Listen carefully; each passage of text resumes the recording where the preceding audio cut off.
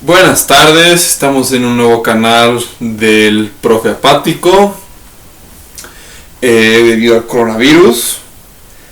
El tema de hoy va a ser consolidar un poco el marxismo como ideología preponderante del siglo XIX y del siglo XX. Por lo tanto, cabe recalcar la importancia de esta ideología, ya que básicamente todos los movimientos obreros que vamos a ver en el próximo tema se articularon gracias a esta ideología y básicamente en contraposición a otra ideología que se estaba gestando en esa época. Es la ideología liberal, la ideología humanista, la ideología del progresismo, es decir, el progreso y la ciencia en la historia, el progreso lineal de la misma, el desarrollo del ser humano a través de la razón, etcétera, etcétera, etcétera. Es decir, el marxismo y el discurso marxista de alguna forma va a tender a ir en contra de esos otros discursos que habíamos visto antes en clases, es decir, el liberalismo, la utopía, y bueno, va a tratar de darle un método a lo que va a ser el progreso histórico. Vamos a hablar qué es esto del progreso histórico también desde la perspectiva marxista. Bueno, entonces, ¿cuál es la importancia del marxismo para la historia? Esa es una importante cuestionante que deberíamos respondernos. Pues hay mucha importancia. Primero que nada, se podría decir que a través de la visión que se tenían en los sindicatos, por ejemplo, en los comités de los principales centros intelectuales de obreros y clase media revolucionaria, se tenía una idea de que la historia podía ser interrumpida de alguna forma, o que la historia tenía un proceso y un progreso en donde básicamente llegaríamos a una nueva etapa, la etapa del comunismo, la etapa de la sociedad sin clases, la etapa del fin de la propiedad privada y también de la abolición de lo que será el Estado. Ahora, esto del progreso histórico es algo que se va desenvolviendo, tarda un buen tiempo en desenvolverse como tal, la idea de un progreso histórico, y básicamente los quehaceres teóricos de Marx se van adaptando un poco a esta visión de la historia que él va teniendo. Es una visión que es heredera de la visión hegeliana de la historia, una visión hegeliana que hasta el día de hoy sigue teniendo un montón de interpretaciones y reinterpretaciones de lo que es la visión de la historia, de lo que es el rol de la historia en los individuos. Básicamente es eso, ¿no? Entonces, se podría decir que los sindicatos, los comités, los partidos comunistas, lo que van a hacer es básicamente seguir los lineamientos metodológicos, los lineamientos teóricos de lo que es el marxismo para poder cambiar el proceso de la historia y hacer la revolución. Es decir, el marxismo en pocas y todo el método marxismo del marxismo es una especie de lineamiento para llegar al comunismo. Es una especie de lineamiento, una práctica teórica y política para hacer la revolución. Porque la revolución no se hace de la noche a la mañana. La revolución tiene que ver con una cuestión muy importante, que es el cambio de la conciencia. Hegel le llama el cambio en el espíritu, es decir, los seres humanos tienen que ser conscientes de su proceso de alienación que habíamos visto en la anterior clase, en el anterior video, y al ser conscientes de su proceso de alienación en el proceso productivo mismo, serán capaces de reconfigurar el proceso histórico y lograr organizarse en torno a básicamente la toma y la posesión de los medios de producción que en ese momento eran dueños del capitalista. Es decir, al darse cuenta, al tener conciencia de esta alienación, lo que van a hacer es tomar las fábricas, tomar las universidades, tomar los procesos productivos en general, los monopolios de las fuerzas de producción. Como lo diría Marx, el monopolio de la fuerza de producción lo tenía en este caso la burguesía, y a través de esto reconfigurar una y otra vez el orden social que se estaba haciendo. Y a partir de esta idea de la revolución vamos a introducir ciertos conceptos. El primer concepto importante que se lo tiene que introducir es el de la acumulación original. En pocas, lo que Marx nos está tratando de decir es que después de la era feudal, ustedes se acordarán por sus clases en octavo de la era feudal y del proceso de servidumbre, los vasallos, los señores feudales que eran dueños de grandes extensiones de tierra, de grandes hectáreas. Básicamente vivían con un salario de subsistencia los vasallos, y su lealtad y su relación con el señor feudal es básicamente total. Es decir, son semiesclavos, por decirlo así.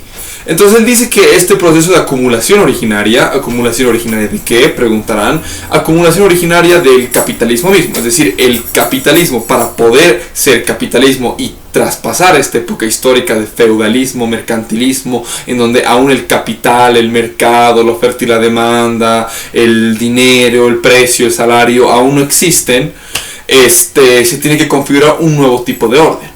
Este nuevo tipo de orden tiene un montón de explicaciones. Entre esos está la famosa Revolución Francesa como un salto en la historia. Napoleón también es un salto en la historia para poder explicar los procesos de consolidación burguesa, es decir, la consolidación liberal y esta idea de conciencia liberal que habíamos visto que se tiene básicamente los intelectuales de ese momento.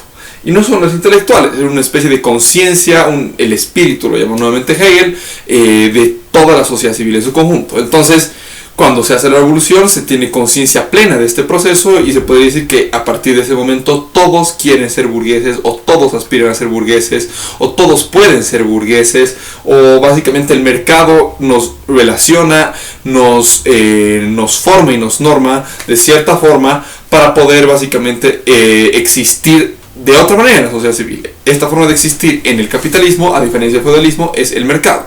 La forma de existir de esta época es un poco diferente a la del feudalismo porque se basa básicamente en el intercambio de las mercancías. El intercambio de las mercancías también es parte de este proceso de acumulación originaria.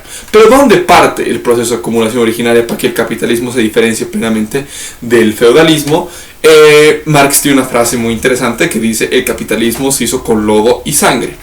Es decir, el capitalismo viene de la época colonial, es decir, desde que en el Tratado de Tordesillas el Papa reparte las colonias entre España y Portugal, se tiene básicamente una nueva reconfiguración del mundo, y a partir de esta nueva reconfiguración del mundo, lo que se trata de hacer es básicamente sentar las colonias y el monopolio de las colonias, en este caso España y Portugal.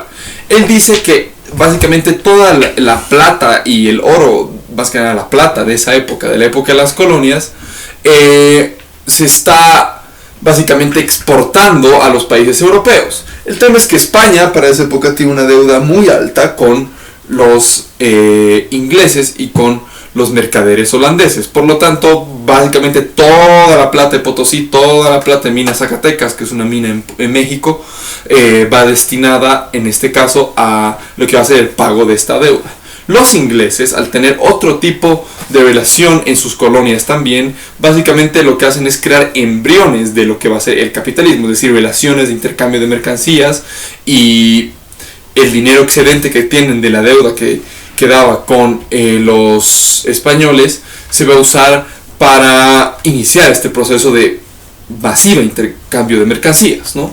Que es algo muy importante. Entonces, por una parte es eso, la acumulación originaria. Por otra parte, la acumulación originaria, aparte del colonialismo, va a ser el intercambio de mercancía. ¿Dónde y cuándo se producen las mercancías? Marx dice que la producción y el intercambio de mercancías tiene que ver más o menos desde que los artesanos, en la época ya digamos que mercantilista, un poco más después de la era feudal, empiezan con sus artesanías intercambiarlas, hacer una especie de trueque o crear la moneda o la sal o otro tipo de medidas equivalentes para poder intercambiar sus artesanías. Bueno, estas artesanías después van a tener una especie de rédito, es decir, estas artesanías van a servir para la producción industrial. Ese es un proceso muy complejo que Marx describe también en El Capital, en el segundo tomo más que nada. Es decir, El Capital tiene 3 tomos donde explica también esto de la acumulación originaria, entre otras cosas, por ejemplo, la teoría del valor, que es la base sustancial del marxismo, que no la vamos a explicar porque es muy compleja, es muy larga y se necesitaría, yo creo que unos 2 videos enteros solo sobre teoría del valor para poder explicar ese tema, y nos iríamos un poco como que a la tangente. Entonces, lo que pasa es que desde que hay la colonia, desde esta deuda que tienen que pagar los españoles a los mercaderes ingleses y a los mercaderes holandeses, lo que está pasando es que se está reconfigurando el mundo en un nuevo orden, es decir, un nuevo orden donde el intercambio de mercancías, el capital, va a ser básicamente la base de lo que va a ser el capitalismo como tal. Ya no va a ser la tierra como en el feudalismo, por ejemplo. Eso es algo muy importante recalcar. Por ejemplo, en las revoluciones nacionalistas que hay en el siglo XX en América Latina, hay una especie de conjunción entre capital y tierra. Es decir, no solo se va contra la servidumbre que hay en las fábricas, por ejemplo, o en las minas, sino también se va en contra de la servidumbre que hay en la tierra como tal. Es decir, la servidumbre que hay en los procesos de grandes concentraciones de tierra en los países latinoamericanos. Ahí podemos ver que el capital también puede estar en tierra, pues es otro tema también.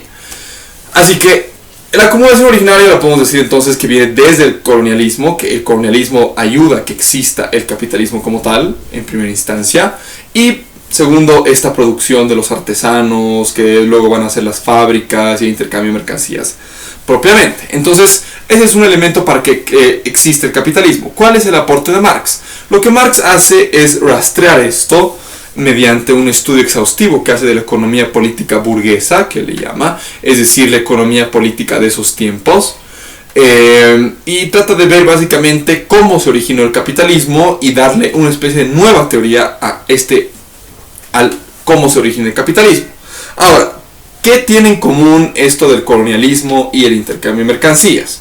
Marx ve que lo que tienen en común es que hay un factor de explotación, por decirlo así, es decir, de alienación también. Es decir, el obrero al intercambiar la mercancía, al producir la mercancía, al tener un billete y querer comprar cualquier artesanía que hay en las calles o en el mercado del barrio, está siendo alienado porque no es capaz de ver las relaciones de producción que hay debajo de ese intercambio, de esa mercancía X. Es decir, es incapaz de ver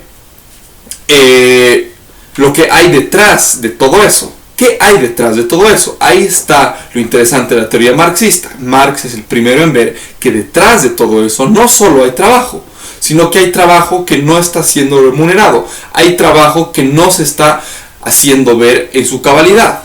¿Y cómo no lo podemos ver? No lo podemos ver porque estamos alienados. ¿Pero por qué estamos alienados?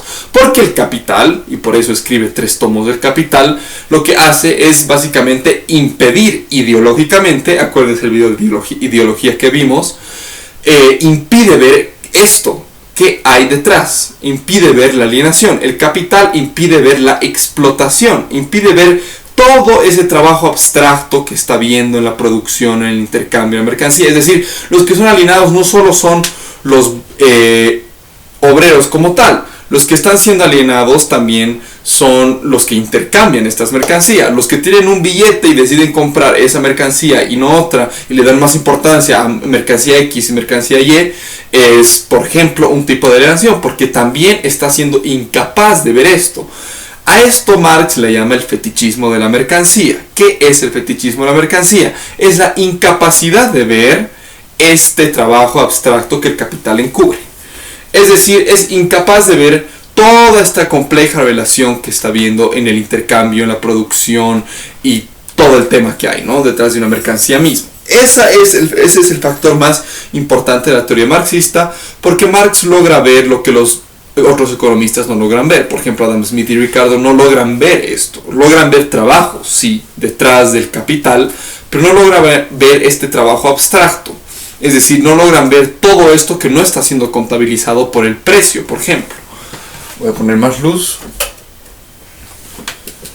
Y al no poder ver, al no poder contabilizar todo esto, están siendo incapaces de básicamente ver la explotación. Por tanto, toda esta sociedad de la libertad que nos vende la Revolución Francesa, los ingleses, los alemanes, los italianos, toda esta sociedad de la libertad y el dominio de la razón, no existe, te dice Marx. No existe porque es aparente, porque algunos tienen más libertad que otros, algunos tienen una relación mucho más directa con la libertad, por decirlo así, entre comillas, que los obreros o los que básicamente están siendo alienados. Entonces, eso es otro factor importante. Esto es el fetichismo de la mercancía. Repitamos que es el fetichismo de la mercancía. El fetichismo de la mercancía básicamente es evitar ver todo este trabajo abstracto, este trabajo encubierto por el capital, que está siendo contabilizado como básicamente un precio X, pero que en realidad es explotación.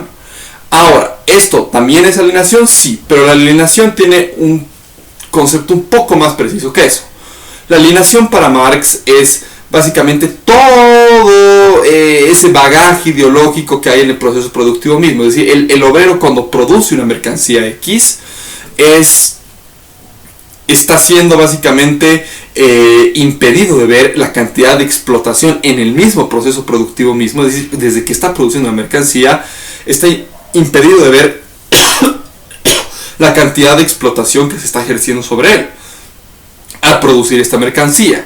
Esa explotación a Marx la va a llamar la plusvalía, es decir, es ese valor extra, es esa explotación que no está contabilizada en el precio, que se contabiliza como ganancia, pero que en realidad esa ganancia que va directamente para el burgués es explotación directa al obrero. Entonces, ¿qué aumenta esto de la plusvalía? Las máquinas, la tecnología, por ejemplo. Cuando hay más tecnología, se puede contabilizar mucho menos el trabajo abstracto y parece como si hubiera más ganancia con menos tiempo de trabajo ejercido. Sin embargo, lo que logra mostrar en el Capital Marx es que hay más explotación con la tecnología y mucha más servidumbre con la tecnología que lo que nos están contando los burgueses, porque los burgueses dicen con la tecnología ganamos ustedes y ganan ustedes y ganamos nosotros. ¿Por qué ganan ustedes y ganamos nosotros? Porque ustedes tienen acceso, perdón, no tienen acceso, ustedes básicamente trabajan menos con las máquinas y nosotros ganamos más con lo que ustedes trabajan menos, pero en realidad están ustedes siendo explotados el doble. Eso es algo que Marx puede verlo también, o sea, Marx lo demuestra en el Capital, pero es una obra muy larga, es una obra de solo el Capital, el primer tomo tiene como 900 páginas, depende de la edición obviamente, y hay 3 tomos del Capital, es decir, en esos 3 tomos se logra ver no solo cómo se explota al obrero, sino cómo se produce el valor mismo, por qué una mercancía vale más que otra, por qué el obrero produce valor y por qué no puede ser otro que el obrero el que produzca valor. Ahora, nuevamente volvamos a dimensionar esto dentro de la producción que hay en el siglo XIX, es decir, la producción industrial. Estamos hablando de más que nada fábricas y nada más que fábricas que producen poleras, fábricas que producen zapatos, fábricas que producen telas, vestidos. Es decir, no es la compleja economía que tenemos ahorita, una economía tan compleja que incluso el valor se ve digitalmente, el valor se ve en muchos lugares, ¿no? Entonces no solo tiene que ver con la producción de mercancías hoy en día va mucho más allá de la producción de mercancías. Entonces ese va a ser otro concepto importante que Marx va a establecer, es decir, la plusvalía. Ahora, nuevamente recapitulemos. Hemos hablado de acumulación originaria, hemos hablado de fetichismo de mercancía, que es lo que encubre ideológicamente todo este trabajo abstracto, todo este trabajo productivo dentro de la producción de una mercancía X, y estamos viendo plusvalía, que es básicamente lo que se contabiliza como ganancia para el burgués, pero que lo que en realidad es explotación. Todo esto lo engloba el capital, es decir, el capital nace por la acumulación originaria, el capital está siendo fetichizado y asimismo el capital produce plusvalía, es decir, por eso su gran obra es crítica a la economía política, y bueno, las editoriales estúpidas después le pusieron el capital, pero es crítica a la economía política, es una crítica a la economía política que no está viendo estas relaciones de capital, todo este complejo andamiaje dentro de la producción del capital mismo, es decir, todo lo que el valor nos dice y todo lo que el valor nos muestra es básicamente explotación, encubrimiento, intercambio abstracto, máquinas, tecnologías y todo lo que hace que el obrero no sea libre. En pocas, básicamente lo que nos quiere mostrar, nos quiere decir es que el obrero no es libre, que el que solo puede ser libre liberando sus cadenas. Por eso en el manifiesto comunista dice, los obreros no tienen nada que perder salvo sus cadenas. Esto es algo muy importante para Marx, que todos tengamos libertad. O sea, la sociedad comunista para Marx en realidad no es libertad solo para los obreros, es que todos tengamos libertad. Porque también los burgueses creen que esta ganancia es, por ejemplo, todo lo que hay en el proceso productivo, pero no es solo lo que hay en el proceso productivo. Es decir, el burgués también está siendo de alguna forma alienado, el burgués también está siendo fetichizado. En ese sentido, Él dice, esta sociedad capitalista, esta sociedad burguesa es todo un mito, es falsa libertad, es alienación pura y es creer que somos libres cuando hay unos que explotan a los otros. Esto lo quiere demostrar en su gran obra El Capital.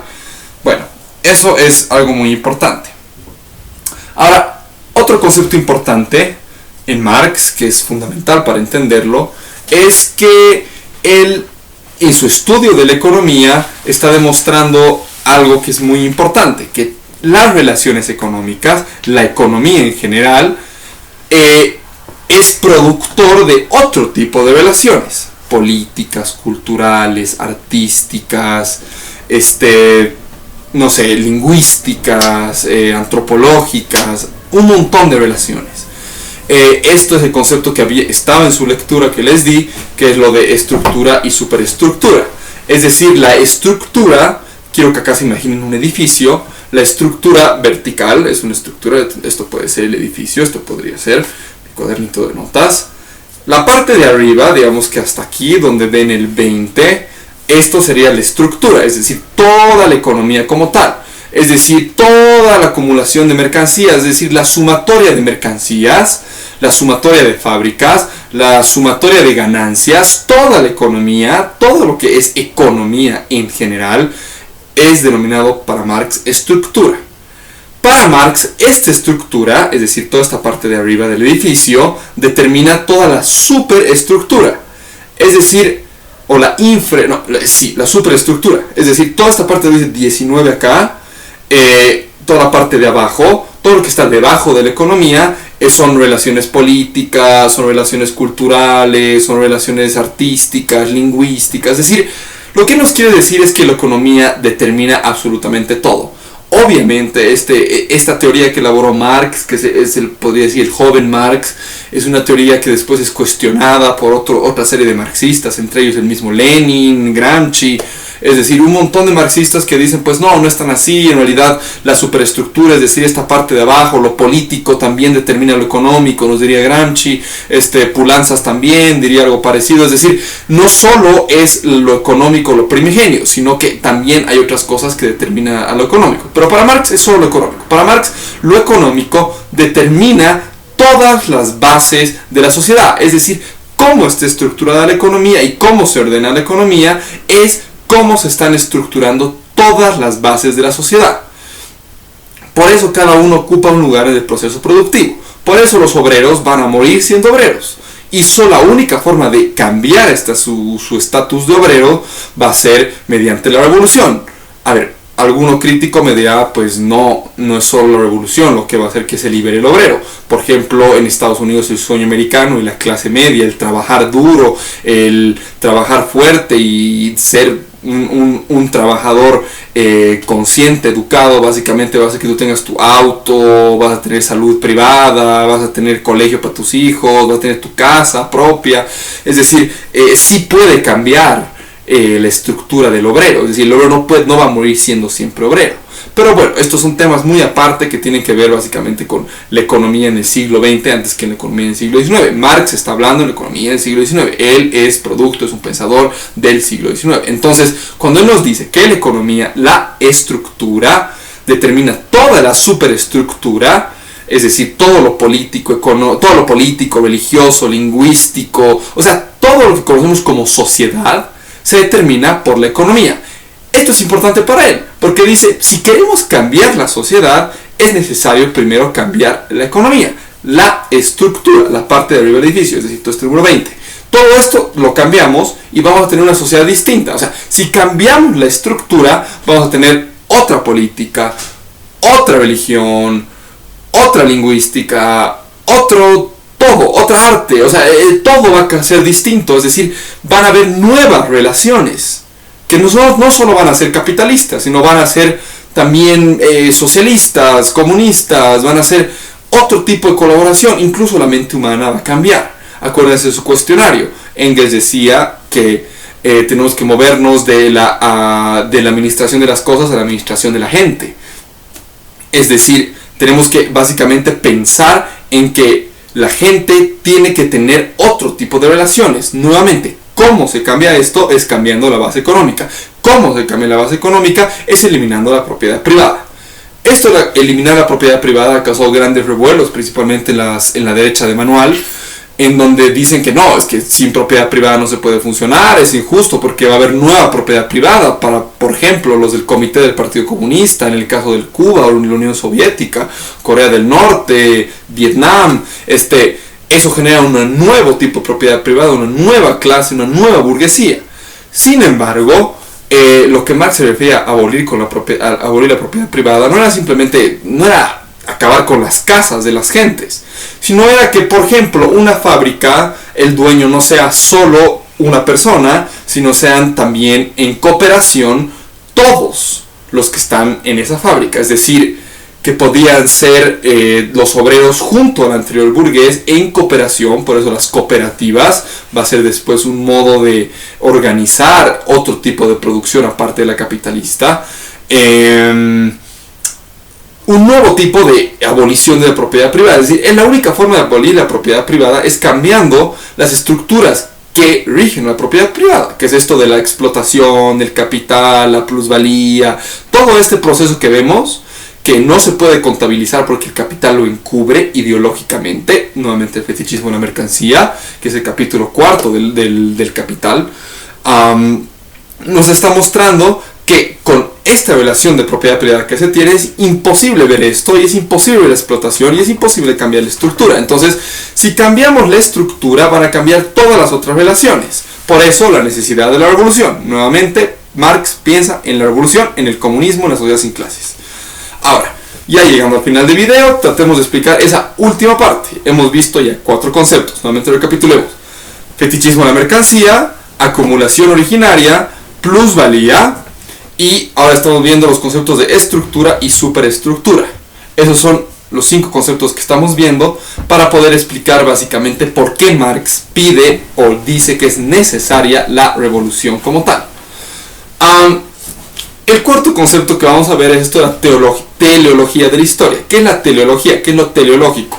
Ustedes se acordarán que hemos visto bien este concepto en las clases introductorias, revisen sus apuntes. El telos es el fin, es decir, tenemos que llegar a un fin determinado. Para Marx el fin determinado es el comunismo, es decir, el fin de la historia. Porque la historia, te dice, se mueve con revoluciones, ¿ya?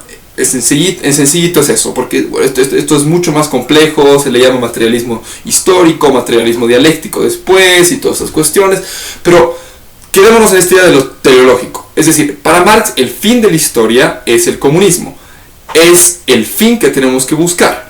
Ahora te dice, toda la historia está movida por una especie de movimiento dialéctico, te voy a decir, para no confundirnos esto dialéctico, que es bien complejo también, puede ponerse bien complejo.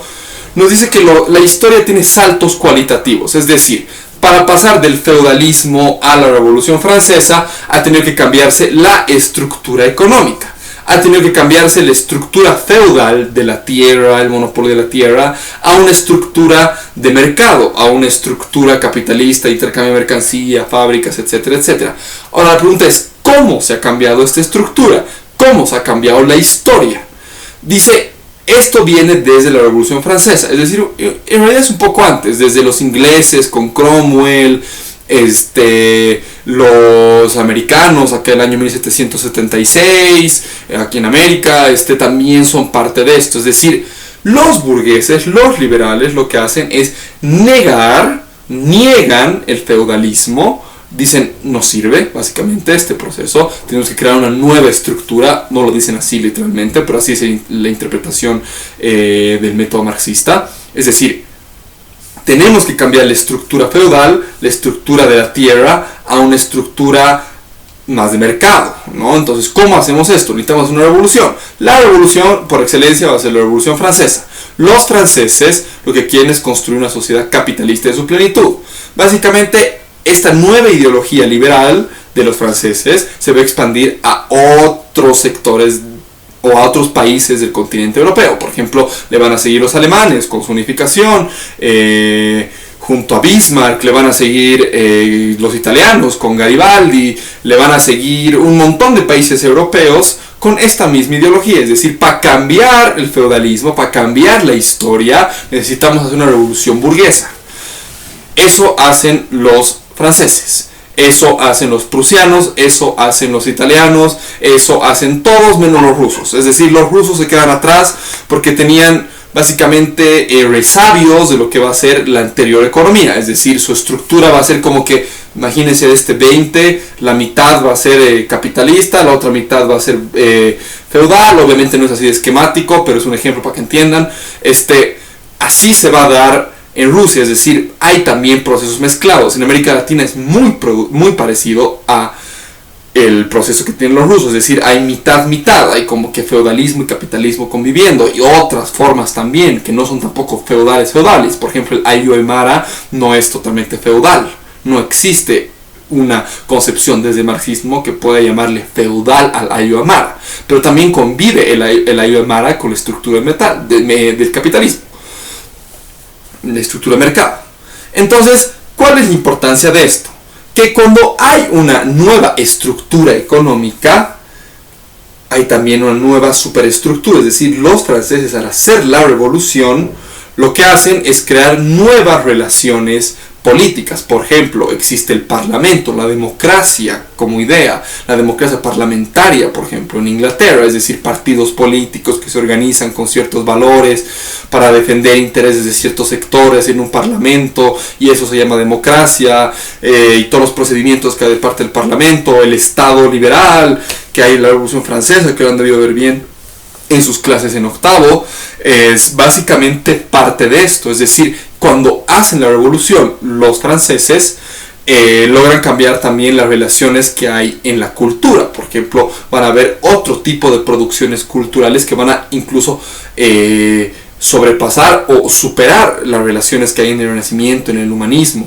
Es decir, son nuevas relaciones culturales, artísticas, que va a haber dentro de esta nueva estructura económica capitalista de mercado. Entonces, aquí queremos llegar con el fin.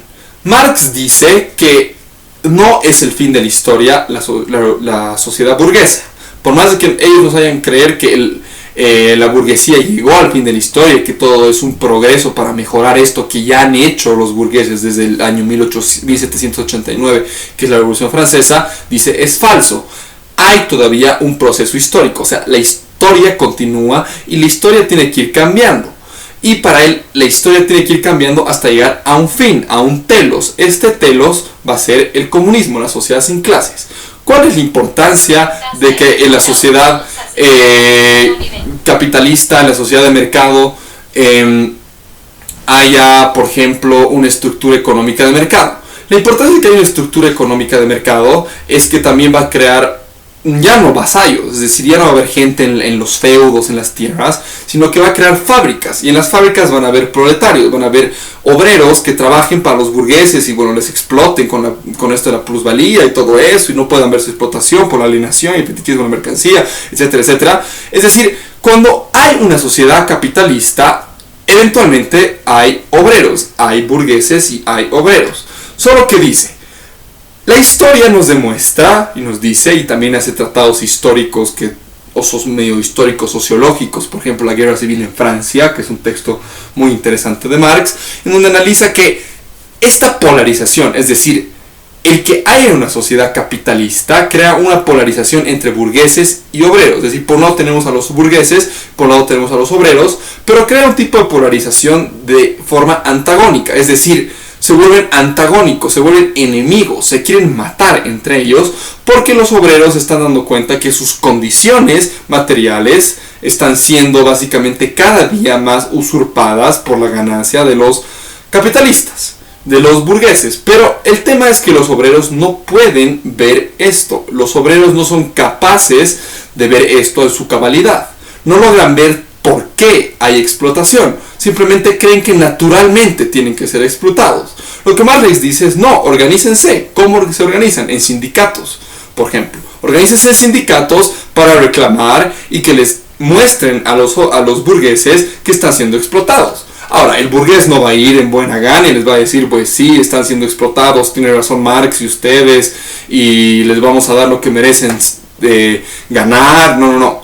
Esos son estupideces para los burgueses. Los burgueses van a decir, no, no sirve, ustedes están reclamando cosas que no son, por lo tanto, o paran, o los despedimos, o lo que sea.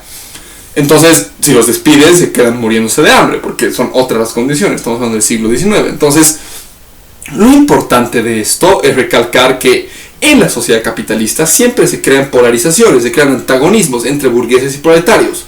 Lo que Marx trata de ver con el Capital y después con los Grundrisse, que es ya su obra donde estudia la economía burguesa desde el sistema agrario y un montón de cosas más, porque ve que hay mucha simpatía por sus ideas y todo, más que nada en Rusia del siglo XIX, en Alemania también. Él quiere mostrar que va a llegar un momento cuando hay una crisis en el capitalismo, y ahí esa idea de la crisis se la tiene en deuda a Engels, es decir, Engels le muestra que el capitalismo produce crisis periódicas. Va a haber un momento donde hay una crisis tan grande en el capitalismo que se va a polarizar la sociedad tanto, se va a antagonizar la sociedad tanto entre burgueses y proletarios, que esto va a llevar inevitablemente a un nuevo tipo de conciencia, y acá volvemos a lo de conciencia obrera, para que los obreros dejen de ser una clase explotada y se vuelvan una clase que quiere liberación, que quiere revolución, que quiere cambiar la estructura económica. Eso es el comunismo, esa es la sociedad sin clases, esa es la abolición de la propiedad privada, del dinero, del Estado y todas las cuestiones que dice Marx y que también han leído en sus textos. Ahora, ¿cómo se hace esto? Él dice, la historia de la humanidad, tiene una frase, es la historia de la guerra de clases. Es decir, la primera guerra fue entre los que querían establecer un sistema feudal de control de las tierras, monopolio de las tierras, y los que no, los que querían un sistema de esclavismo, por ejemplo, que es la primera etapa. Es decir, en la primera etapa tenemos al esclavismo. Después, el esclavismo es negado por los feudales en un proceso dialéctico, un proceso cualitativo. Es decir, niegan el esclavismo y afirman un nuevo tipo de sociedad. ¿Cuál es la sociedad que afirman? Es la sociedad feudal. Cambia la estructura y también, por lo tanto, cambia la superestructura. Ahora, los franceses y los norteamericanos y los ingleses niegan la sociedad feudal, la niegan en su conjunto y afirman un nuevo tipo de sociedad, nuevamente dialécticamente hablando. ¿Qué sociedad afirman? Afirman una sociedad capitalista, una sociedad burguesa, una sociedad de mercado. Afirman una nueva estructura y una nueva superestructura económica. ¿Y cómo la afirman? La afirman con la lucha de clases, es decir, luchan, hay guerras, hay sangre, hay locuras, hay un montón de cosas en la historia que son muy tristes, efectivamente, pero que esas son las cosas que cambian la historia. Es decir, la sangre que se derrama en la Revolución Francesa logra cambiar el sistema feudal que había con Luis XVI, por ejemplo, en Francia. El sistema católico que hay con Luis XVI, y hablando de la superestructura, de las relaciones religiosas. Es decir, niega eso y afirma el protestantismo, por ejemplo. Es decir, bueno, los franceses siguen siendo católicos, pero hay un cambio hasta en la religión, y no solo la religión, la política, la cultura, todo lo que implica la sociedad se configura por lo económico. Sigamos en ese esquema que nos dice Marx de estructura y superestructura. Ahora, la historia es lucha de clases, la historia es una constante lucha entre las clases sociales. Por lo tanto, solo se puede afirmar un nuevo tipo de sociedad negando la anterior. ¿Y cómo se niega la anterior? Se la niega con revoluciones. Se la niega con, primero, revoluciones a un nivel teórico, a un nivel de ideas. Entonces se juntan un montón de intelectuales, por ejemplo en Francia, en lo que se llaman los salones de pelota, los salones burgueses, en donde empiezan a discutir ideas más liberales, más humanistas, y dicen, pues no, o sea, estamos en una sociedad de verdad semi-esclavista y nos estamos haciendo los libres, de una vez hagamos la revolución. Primero, eso es un proceso revolucionario, desde la creación de ideas. Después, el que tomen las calles, la Bastilla, quemen lo que queda de los resabios aristocráticos, nobles, es otro proceso revolucionario. Para Marx, el último proceso revolucionario tiene que ser el negar la sociedad capitalista, la sociedad de mercado, la sociedad burguesa, y afirmar una sociedad primero, socialista. Al afirmar una sociedad socialista, vamos a ir construyendo una sociedad comunista, una sociedad sin clases, sin propiedad privada, una sociedad en donde, bueno, la Internacional Comunista le llama, será patria del mundo, paraíso de la humanidad, es decir, una sociedad sin clases, una sociedad nueva, donde la estructura económica sea socialista y las nuevas superestructuras sean también socialistas, es decir, un nuevo tipo de política socialista, puedes decir así, y eso no es la Unión Soviética, por si acaso, cultura, religión, todo cambia con que cambie la economía. Esa es la teoría en el esquema marxista. Ahora, una transición de un sistema socialista, de la estructura, nos va a llevar finalmente al comunismo, porque cuando son socialistas aún no están negando en su plenitud el capitalismo, porque es muy difícil negar el capitalismo, porque Marx dice tenemos que construir una sociedad comunista, y esto es lo importante en Marx, sobre las bases del capitalismo. O sea, él no quiere volver a neotribalismos en donde todos tengamos nuestras parcelas de tierra repartidas, producción comunal, las fábricas todas controladas por obreros. No, él quiere que también los burgueses sean parte del proceso productivo. Es decir, quieren que los burgueses que conocen el Estado, que saben bien del Estado, sean parte de la revolución. Pero para que se den cuenta, tienen que hacerles dar cuenta los otros, los negados, los explotados, los alienados, que son los obreros, los proletarios. Ellos les tienen que mostrar esta conciencia de clase, y al mostrarles esta conciencia de clase van a estar como que con unos lentes, ¿no? En donde pueden ver la verdad tal cual es. Oh, sí, nuestra sociedad es aparentemente libre, pero en realidad no lo es. Entonces, esa es la importancia, y con esto cerramos, de la teoría marxista. Es decir, lo que diferencia la teoría marxista de los socialistas utópicos es que dice, bueno, hay una clase social que va a negar la sociedad capitalista y va a afirmar un nuevo tipo de sociedad, socialista, luego comunista, y al afirmar este nuevo tipo de sociedad va a crear las condiciones para que seamos libres.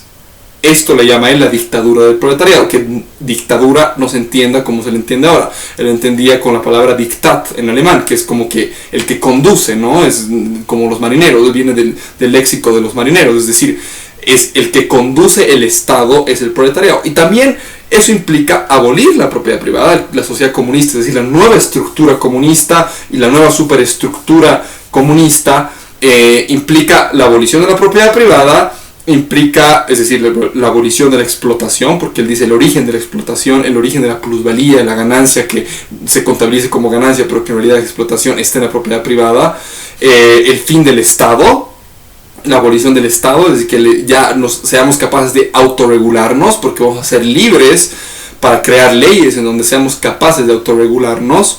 Y finalmente, una sociedad en donde, hay